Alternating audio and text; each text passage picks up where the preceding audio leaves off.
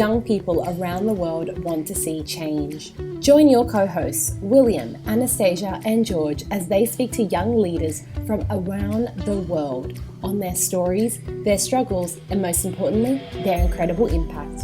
In season 2 of this podcast, be ready to get inspired.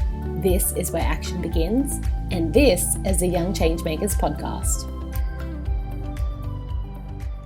Welcome to the Young Changemakers podcast, and we have on board Kevin. And I love the first time I had a look at Kevin's bio on his LinkedIn a few weeks ago. I saw Kevin is a water guy who loves technology and side hustles in helping others. So I think that's an excellent way to introduce you, Kevin. And so if you wouldn't mind just telling us a bit more about yourself and sort of what you do and how this aligns with the Sustainable Development Goals would be great. Well, I will say it is an honor and a pleasure to be the first episode of season 2. And kind of like my LinkedIn profile says in our conversation, I wear many hats. One I'm wearing right now, as you see, it actually literally just says water. It's a new hat that I just made, but I do a lot with water. With my day job, I work for a company based here in Chicago that makes fire pumps and trucks and water purification equipment. And I've been working with them for 8 years, called WS Darling Company. And that's given me the opportunity working with first responders to really learn more about the water technology and get more into trying to understand and venture into the humanitarian markets. And I had been commercializing water technology for 8 years now, but always wanted to find ways to help bring water solutions to those that didn't have access to safe water. And I quickly realized that many of the people who need the water solutions can't afford it. And that's kind of what prompted me to, in 2015, to host some charity golf tournaments to raise funds and awareness to obtain the funds to pay for the systems to implement. And a lot of that was actually sparked by the earthquakes in Nepal in 2015. Or it was 2014, and wanted to raise funds to implement water systems at hospitals and schools. And over the course of 2 years, I helped to raise over $50,000 between 2 different charity golf tournaments. And I loved it. It was a great experience, but I'm not one to stress a lot, but I got genuinely very stressed hosting golf tournaments, which rely on the weather to cooperate. And both days before these golf tournaments, it said 75% chance of thunder and lightning. And I was just like, pulling my hair out, worrying about it. So I was like, there's got to be a more sustainable, ongoing way to raise funds and awareness for water projects. And when I was in Nepal, while I was installing these solar and wind powered water treatment systems at hospitals and schools, which really was one of my more eye-opening, transformative experiences for me. I met this one artisan, loved her style and loved the craft she was making. And I kind of thought about how I could buy and sell her craft and reinvest those profits into grassroots water projects. And just kind of on the back of that idea, I 2 years ago started off as a non-for-profit, and it's allowed me to I've sold over 3,000 bands in the course of 2 years. Wow. I've now helped between the sale of bands as well as doing corporate sponsorship and crowdfunding campaigns, have facilitated another $150,000 towards different grassroots water projects. And then I could go on a lot about this, but I think my core belief is that I know that I'm just one guy in Chicago, and I can't be in South Peru or Northern Rwanda or, all these different places that have very specific cultural contexts. But what I do know is I have access to the ability to raise money, and I have access to different types of water tech, but I need those small scale grassroots charities that really understand the local cultural dynamic. So it's kind of become my passion to find ways to find those groups and raise funds and awareness for their specific projects that would bring the most value to their communities. And you had mentioned that earlier of, how does some of this work tie into the United Nations Sustainable Development Goals? And that, I'm a water guy at heart, but at the same time, I want what's best for that community. And that might be power, access to power, that might be access to food, that might be access to a lot, and as you and I talked the other day, there's no shortage of needs. So, sometimes there is a water need, but there's other needs. So I'm just most interested in really understanding the problems of communities and then reverse engineering the best solution that brings them the most value. Certainly. And just to backtrack a bit there, Kevin, initially you were trying to do the golf fundraiser day, and obviously the weather got in the road and various things sort of disrupted that planning. But then that sort of led you to rethink the strategy and go more towards the community, and through the sourcing of the local crafts from the artisans in the local communities. I think builds a better connection to the source of the problem. I think that leads on nicely. If you wouldn't mind talking about you got many side hustles, but if you wouldn't mind first sharing a bit more about Wristsponsible you've done there on that initiative, Kevin. Yeah, definitely. And I kind of alluded to it before, but the core premise is we buy artisan craft goods from right now a network of 3 different artisans. So we're providing them economic opportunity. We sell these online, and then we reinvest those profits into very specific projects. And that's been the core sort of, let's say, business to consumer model. But I'm also seeing that where we're having more success is actually working directly with corporations and trying to understand their specific interests to do a water project. And the wristband is sort of becoming just almost like a friendship bracelet that you wear that reminds you of those little things that you can do to pay it forward. Where, yeah, it's just a wristband, but this was made by an artisan. This has helped provide them economic opportunity. And now this band, with the proceeds from the sale of it, are being reinvested into social impact projects. And, let's say for a company in Chicago that I'm working with, what do they really care about the water project in Eastern Kenya? Well, just for the fact of doing good, they care about that. But it's also, how do we make it contextual to every human being and their local geography? So that's, a lot of our conversation we had the other week too. It's like, what can I do here in Chicago? What can you do in your home in Australia? And I think it's building that culture of paying it forward. And that's, trying to use less one-time plastic, turning off the lights when you're not in the room, closing the fridge and not leaving it open, not having food waste. There's so many little tiny things that we all do that we could change to just make that smallest impact. And, I think there's unfortunately that mindset where, oh, well, I'm just one person, it's not going to make a difference. And, that's in the grand scheme of things, does one person make a big difference in the numbers?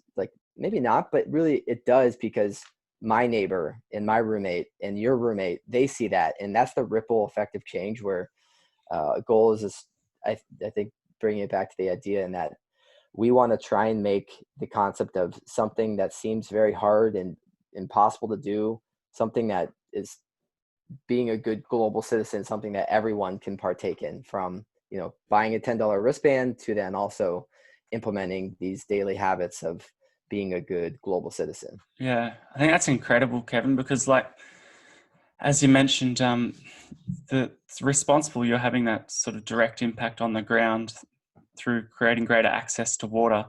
But what I think is, if not more important, is probably the mindset change, which you've alluded to. And it's changing that, what are the few inches between your ears in the top of your head. That's probably the most important, that's overlooked. Would you mind just giving us an example of one specific water project you've done, just so I can get my head around sort of the context of maybe what it a community looks like that has little to no access to water, and how vulnerable they just are, and then what you go about providing them with that? Yeah, for sure. And I'll give you 2 examples because I think it's helpful to understand. Actually, maybe 3, because there's different types of projects. But one, for example, we were working within a community in the Masai region in northern Tanzania and southern Kenya, and they lack access to safe water. So I work with a range of different water technologies, and one in particular It's a product called the Sunspring, and it produces 5,000 gallons of safe water per day, taking contaminated water and running it through an ultrafiltration membrane and making microbiologically safe drinking water that meets US EPA standards. And then the idea is we bottle and sell water at a price that's cheaper than bottled water. And this employs people in the local community. And then they're selling water and reinvesting profits into different social services. And this is now happening within, the Lamu Islands on the coast of Kenya, as well as in the Shinyanga region of Tanzania. And I worked with a charity called H2 Open Doors and another charity out of Tanzania called ASMK. And there was a lot of understanding the problems and a lot of figuring out how this piece of technology could be implemented to bring the most value to thousands of people. And now water is being bottled and sold every day. What money is being paid, and it's a sustainable business model. So that's one kind of African example. Another one is in America, which is a lot more developing than people realize. Particularly, and maybe many people know about the story of Flint, Michigan. And I've, considering I'm in Chicago, it's a couple, 150, 200 miles away from me. And I was alarmed that, hundreds and thousands and millions of people in America actually don't have access to safe water. So I worked with local community organizations there, and we've found a sustainable model that brings safe water to the entire building. So as opposed to just Band-Aid solutions of bottled water, we are installing point of entry lead removal water systems at the inlet of the house and replacing bad pipes and replacing bad fixtures and enabling safe water for the entire household. Because right now it's just been drinking bottled water or point of use filters, which get contaminated and can develop Legionnaires. And now point of entry systems enable water for cooking, enable water for hygiene, especially bath time for parents and kids. And then obviously just being able to brush your teeth without having to worry about lead poisoning. And, and right now it's crazy within Flint because there's a corona crisis, and it's like, well, what do? Wash your hands with lead and slowly poison yourself, or don't wash your hands and potentially, get coronavirus? Of course. So it's a crazy dynamic. And, those are two safe water projects that I'm doing right now. And it's working with local orgs, vetting. I have a lot of different technologies we use. And so those are two of the prime examples. And then two other ones I won't get too much into, but I am also a big believer in Blue Mind, which is the whole study about why humans are happier, healthier, more productive when we're on, in, near, around water. A book by Wallace J. Nichols that he wrote, a big role model and mentor of mine. But so with that, I also Wristsponsible supports two other types of projects, and those are watershed improvement projects. So basically anything that helps improve the quality of a water bed. So we've done stuff that's like plastic removal and beach cleanups and, nitrogen removing filters in lakes in Wisconsin. So that's one aspect to it. And then the other one, I'm a big believer in water as medicine, and so we've supported different surf therapy and fishing therapy organizations. And those support like people with PTSD or some children suffering with or that have different mental disabilities like autism, just to get them on the water. So I know that those are a lot of things, but to me, safe water to watersheds and water as medicine, they're different, but they're all connected through just the core basis of the access to water for all these things that humans use it for. Hi there. We hope you're enjoying this episode so far. We just wanted to let you know that we're on social media at WeAreGCM. And don't hesitate to follow us. And if you'd like to support us further, we also have a Patreon page. Type in Global Changemakers and decide which tier is best for you. And now, on with the rest of the episode. That's interesting how you touch on, like, water isn't just, it's multiple. You're drinking your water now. But right. Can't get enough of it. But yeah, it's more than just staying hydrated. It's a point you make on how you think it improves mental health. I know here in Australia we love getting around water. I don't know what we'd do without it in the heat of the summer. And just globally, I think the importance of understanding how scarce water is and will continue to become. The other day I was reading, someone was alluding to the fact that there's going to be global water wars. What's your thoughts on that? I know here in Australia, just for an example, we have the Murray-Darling Basin, which is a big river network, and the cotton industry has pretty much pillaged most of the water that we have, and all the farmers downstream are really struggling. But on a global scale, what sort of things can we predict in the future around water scarcity? Yeah, I mean, it's already happened. It's happened in the past and is being personified and highlighted even more right now. And, I guess that to phrase that question in another way of like, what keeps me up at night? And in college, I did a lot of research and work around the impact, upstream and downstream impacts of dam construction, and particularly looking at how we use dams as a source of green energy or quote unquote green energy for energy production. And China is continuing to build some of the world's largest dams in the Tibetan Plateau. That is then reducing the water quantity, water quality, and just water resources to all the different downstream countries. So like the Mekong and the Brahmaputra, which feed water and sediment to millions and millions of people in Cambodia, Thailand, Laos, India, Pakistan. And you're seeing, China use this as a means of energy, and all that energy is being exported back to China. But you now have downstream farmers that are relying on the sediment for soil fertility, and they're relying on the water itself to feed their herding cattle. And that's all right now with the newest dams being implemented. Everything's changing, and you're just seeing life along these river basins change. And, so dam construction is something that really scares me. And a lot of it too, I have a cup over there, and I can grab it and show in the video, but it's called Artificial. And it was a documentary that Patagonia did.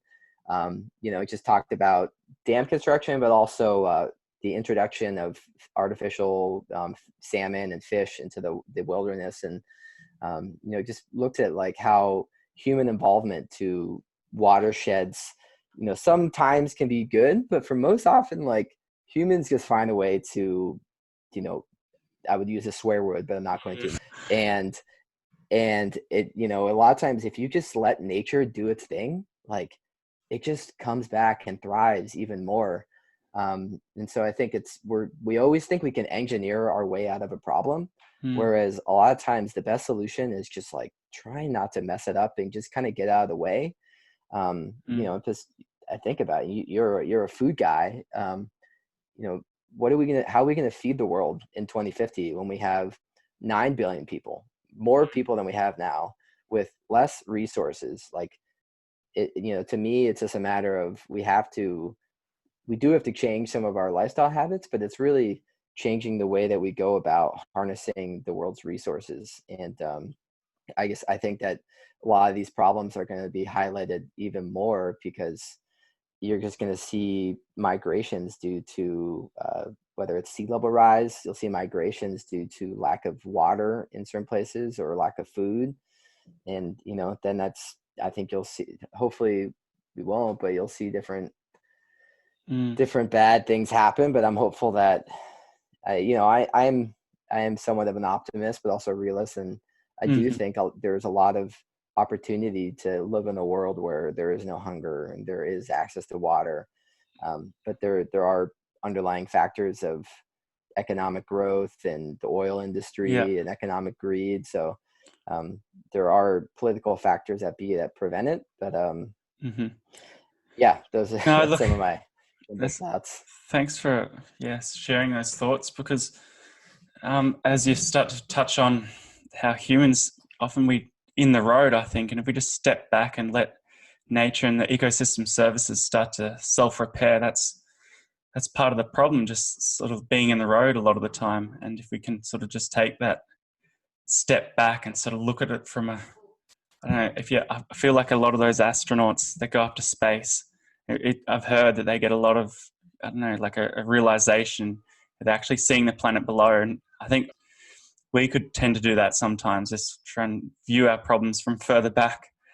Going back to the sort of water issues, and I was living in Cape Town, when was that, 2 years ago, and I was there during the water crisis, and it was quite a crazy experience because, at first I was like, okay, we're running low on water, so I tried to do my part and sort of 2-minute showers, and then as I was there, it got increasingly worse over the months, and we're getting very close to day zero.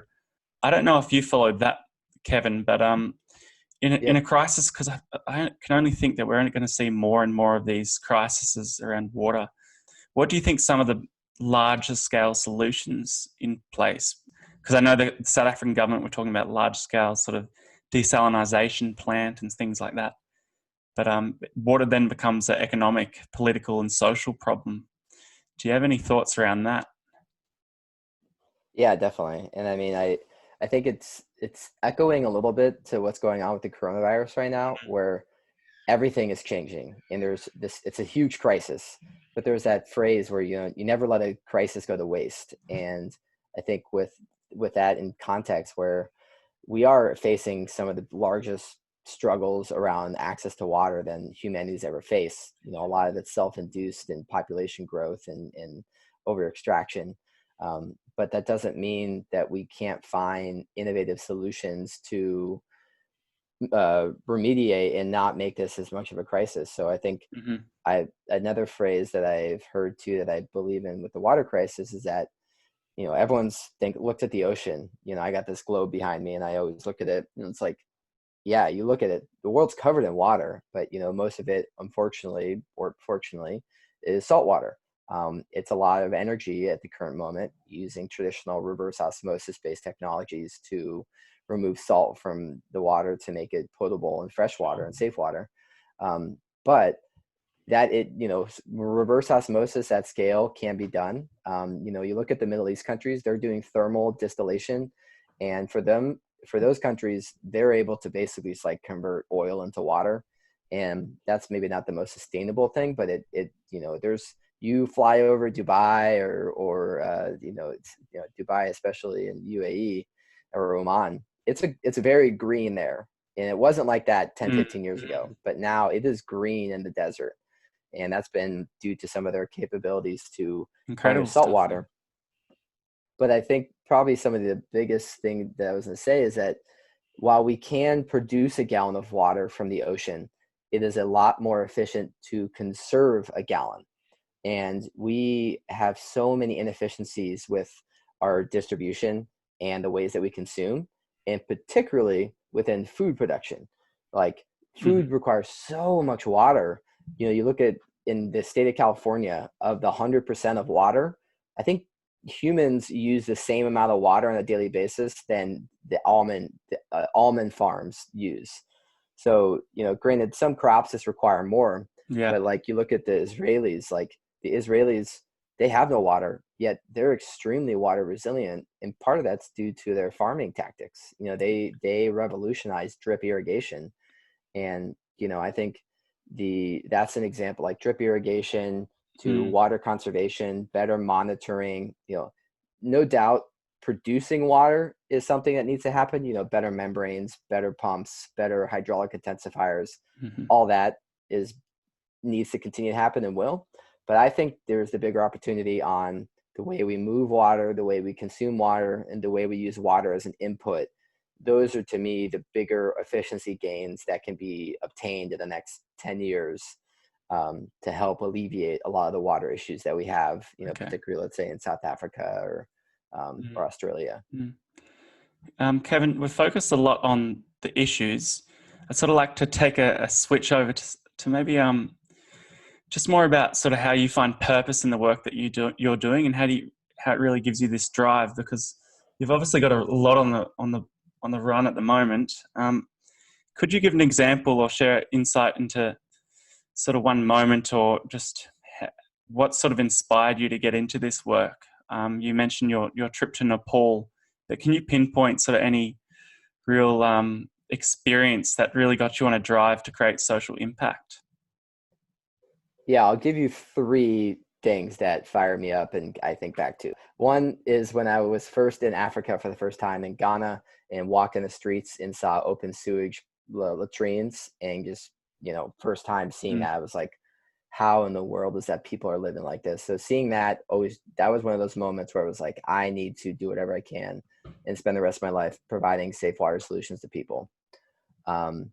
Two was going to Nepal and actually getting my hands dirty and installing solutions and bringing value to people and seeing how safe water can be something to change the lives of schools. And, thinking about how this hospital was operating without access to safe water was like, wow, we need to keep doing this at scale.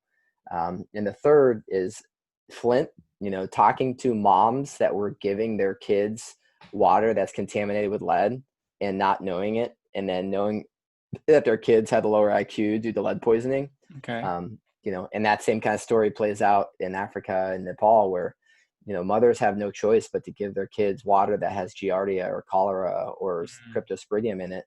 And, just thinking about my sisters that have kids and looking at the fact that as a parent, you just want what's best for your kid. And like, if you can't give your kid water that isn't going to make them sick, like that's just like a terrible feeling. So I think for me, I just want to try and allow mothers and fathers to give their children the best opportunities. And I don't think they should worry about the water they give to their kids.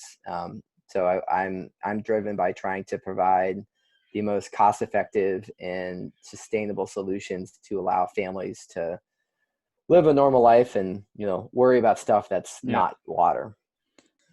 Another little 100%. thing we're trying to do through this podcast series is now start to sort of open it up and sort of engage a bit more with our listeners. So I was wondering, Kevin, if you have any sort of like tips or advice, trains of thought that you would mind sharing with our listeners and how they can maybe become a bit more engaged in social issues, environmental issues, or just improve people's lives around them at large. Yeah, thanks for the question. I mean, I as you read in my profile, like I just knew that I loved water. I didn't know anything more than that. And, from that, I just, seeing people who now have access to it, seeing kids, having to drink bad water, it struck a wrong chord in me. So I just started, doing research, applying to different programs, learning water tech, watching YouTube videos. So I think if you have a passion, like just continue to run after it. Just read stuff online, look at trying to take some classes online for free.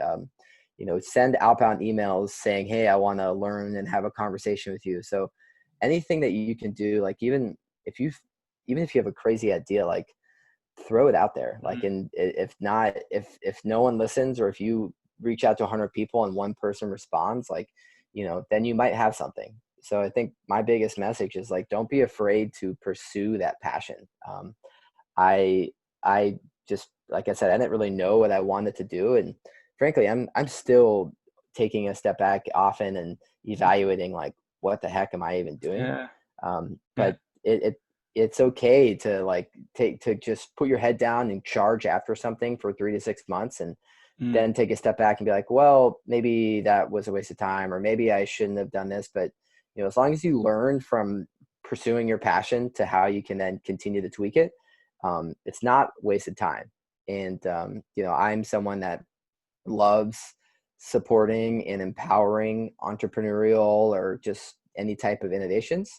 And on that innovation talk, I think it's important for people to think that you don't have to create the next Facebook or the next widget, next iPhone to save the world. Like, there are a lot of types of innovation. It could be innovation on business models, innovations on philosophy, innovation on policy.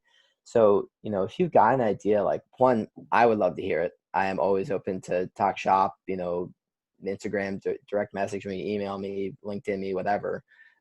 But just, and also probably the other last final thing I'll say in my rant here is probably the most important thing is self-awareness. And you don't have to be everything. I know I'm bad at a lot of stuff. It's important to align with other people that are better writers, people that know how to build websites, people that know how to do eBlast. Like, I didn't know any of that, but like I learned some of it, and I fortunately have friends that are willing to give me some of their time to do stuff because I know I can't do it all. Certainly. Okay, excellent. Kevin, it's been excellent having you on board of the podcast series. And I'd also like to mention to people listening that Kevin has also got an excellent podcast series himself. It's called SDG Talks. So go on and check that out. And he's doing a lot of great work around spreading the awareness of the Sustainable Development Goals and initiatives. Hey, thank you so much for listening to this episode. Remember that you can help us have a greater impact by sharing this and encouraging everybody on your social media to take a listen. If you want to reach out, remember that the contact of the co-host is down below in the show notes, or feel free to do it on social media at WeAreGCM. We will be very happy to talk to you and answer any of your questions. Also, remember to follow us and to subscribe to this podcast. See you in the next episode. Take care.